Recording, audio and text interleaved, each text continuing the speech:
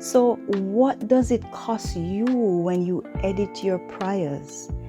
When we bring God the sanitized version instead of the real version, what's the cost of that? Cost number one, edited prayers cost you intimacy with God. When you're performing in prayer, you're not connecting, you're not being known, you're not experiencing true intimacy. Intimacy requires vulnerability, and vulnerability requires honesty.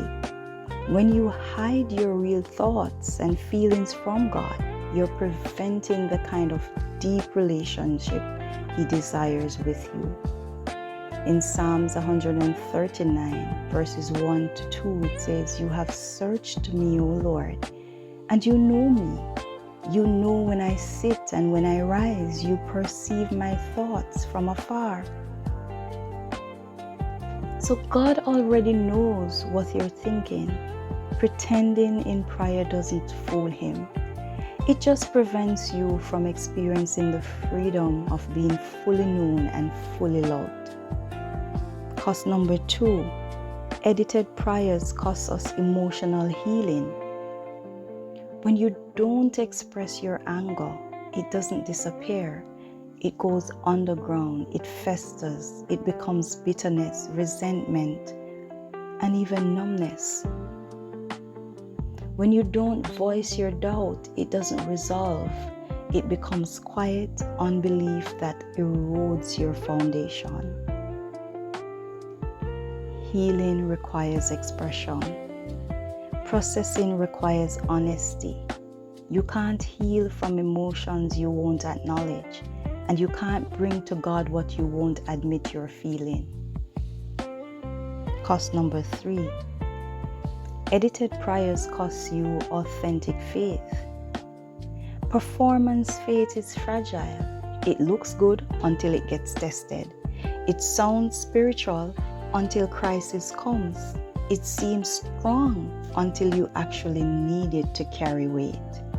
But authentic faith, the kind that's been through doubt and came out on the other side, the kind that's wrestled with God and held on, the kind that's expressed anger and found healing, that's the faith that endures.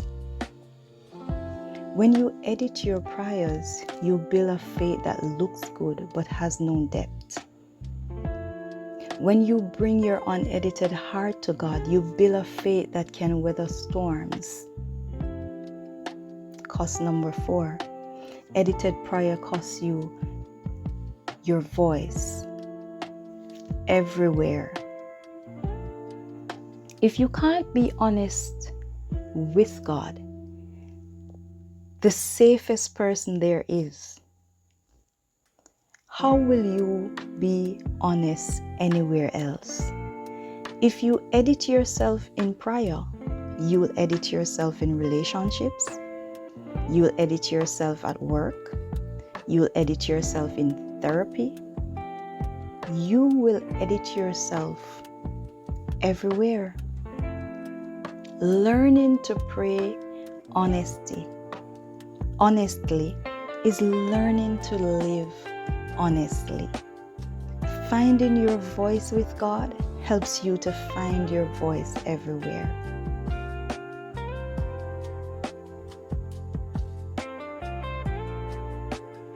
I want to introduce to you a type of prayer that we've lost in modern Christianity, and this is the prayer of lament. Lament is the biblical practice of bringing your grief, your pain, your anger, your confusion directly to God without trying to fix or spiritualize it first. So did you know that nearly half the Psalms are laments? Not praise, not worship, laments, complaints, cries for help, expressions of pain. The Bible gives space to lament as it does to praise. But modern culture has almost entirely eliminated lament. We sing about victory, we sing about breakthrough and blessing, we declare His goodness, we claim His promises. And yes, those things are important. But what about what you're not experiencing? What about when you're not experiencing victory? What about when breakthrough hasn't come? What about when the promises feel distant and God feels silent? Lament gives you permission to bring that to God, to say, God, I'm in pain and I need you to show up. I'm confused and I need you to speak.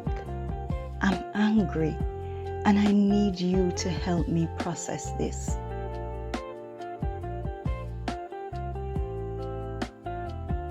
So here's a structure that you can use, and this can become your actual framework for honest prayer.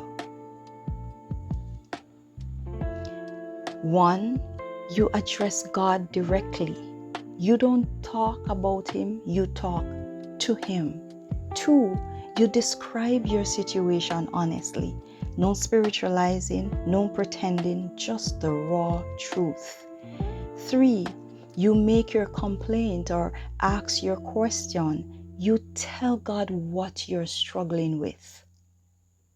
And 4, you express your confidence in God and who He is, even if you don't feel it in the moment.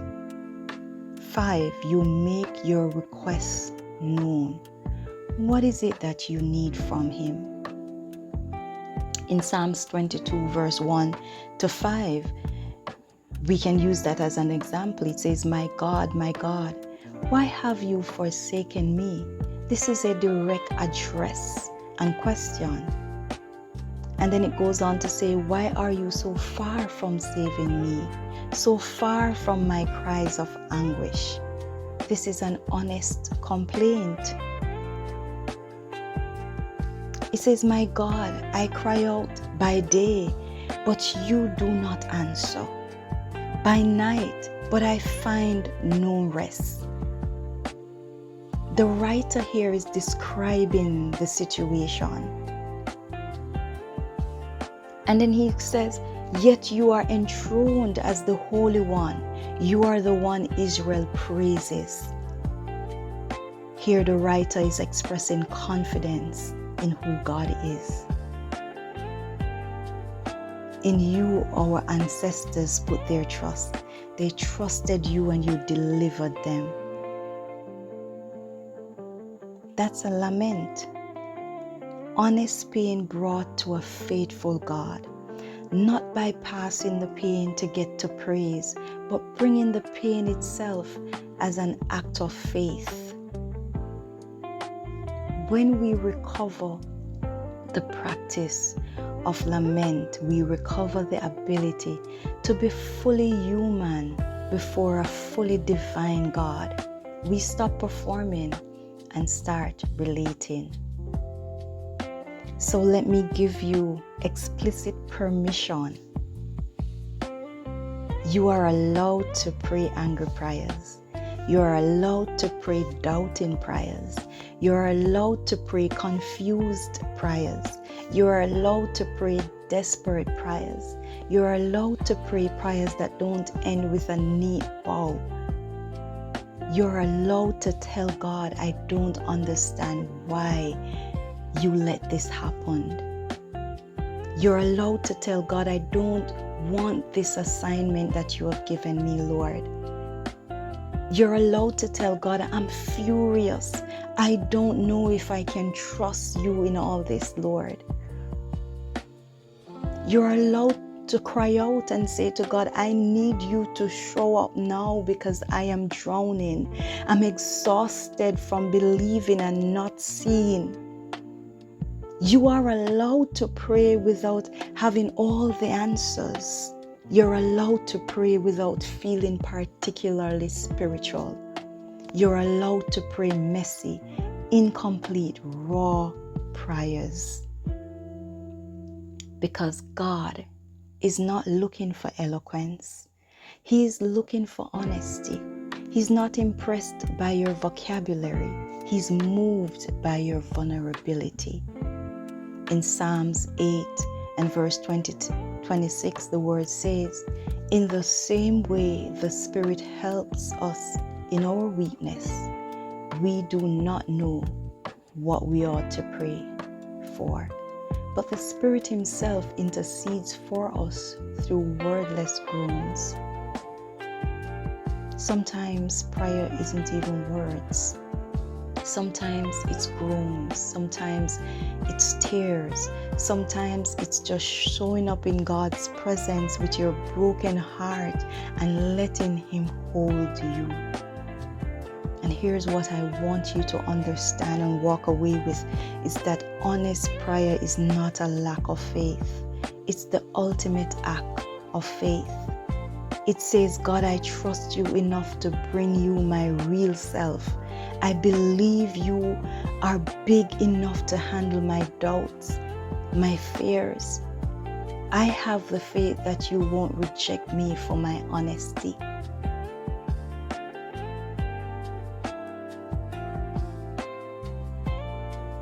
So therefore, performing in prayer is actually the lack of faith, because it says God might not accept me if He sees the real me.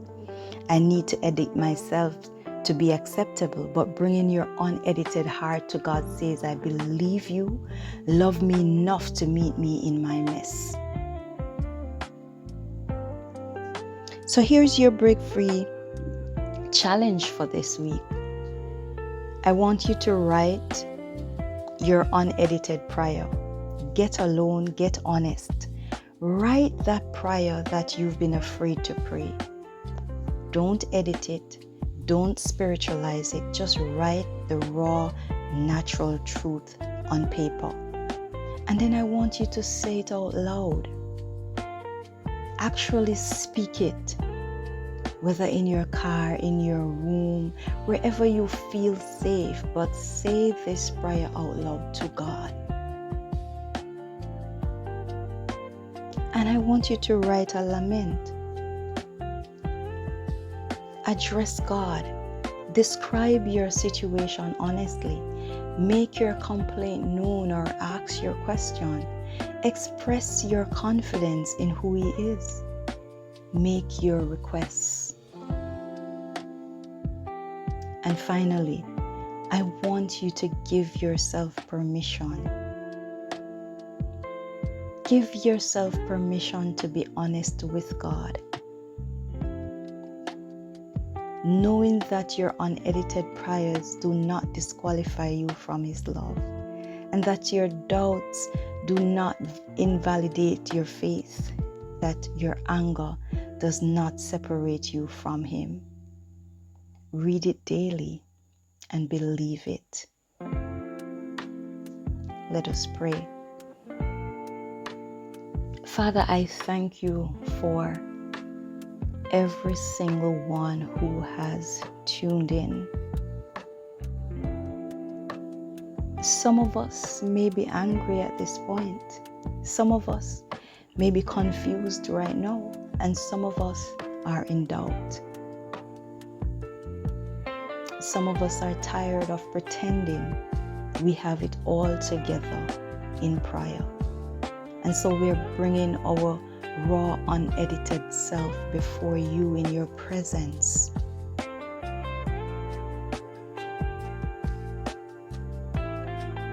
We understand, oh Father, that you are indeed the Creator. And we are trusting that you're big enough to handle all that we come before you with today.